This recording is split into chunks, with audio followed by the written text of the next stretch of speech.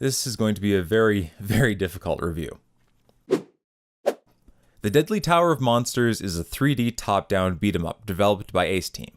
Now, usually I say something like, so you play this and your goal is that, but I don't think I'm going to be able to. Stripping it down to the basics, you play a hero, heroine, or man in a robot suit acting in a B-grade science fiction action movie. That is to say, you're playing the hero of an action movie in video game form, while the director of the movie you're acting in, Okay, time to get serious here.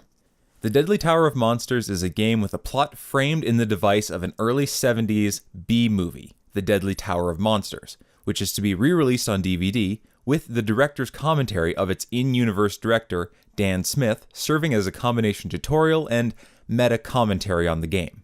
The film in which the plot is based is a space opera, where astronaut Dick Starspeed is shot down over an alien planet ruled by a tyrannical supervillain and is enlisted by the native ape population to overthrow said villain with the help of the supervillain's daughter, Scarlet Nova, and Dick's co-pilot, only referred to as the robot. Level by level, you fight your way up the Deadly Tower, encountering a large variety of cliched and troped monsters, hence the name. As you ascend, you unlock a wide variety of weapons and powers that unlock progress in the game and assist in the 3 incredible boss battles. But not just that, certain characters are needed to advance certain parts, so you have incentive to play all 3. Whew. Story-wise, DTM, as I'm going to be calling it from now on, is surprisingly well balanced and really intricately executed. Throughout the game, you have the movie plot playing on screen while listening to the director's commentary on his movie while bantering with the audio tech. And I know, it sounds complicated and stupid, but it's really great. Like, the overlap of the movie plot and the commentary is effective and non-intrusive, and the commentary itself is riddled with tongue-in-cheek humor that especially resonates with someone like me, who's actually worked for directors like Dan Smith. It's obvious the writers in this game had worked previously in the film and television industry, or at least talked with someone who had, because there's no way a layperson could have written some of these jokes. Overall, the plot is very self-referential, but manages to sit nicely and play ball with the rest of the game. Visually, again, top marks. Everything from the round lens flare bokeh to the fingerprints on the lens to the stop-motion animated enemies and the puppets on strings just drives home the feel of 1970s B-movies. I can't even imagine the amount of time that went into designing the NPCs and set pieces to make them look shitty, but the right kind of shitty. As you fight your way up the tower, the scale of everything slowly becomes apparent. The level design seamlessly changes from wooden rope structures to high-tech space station and flying saucers.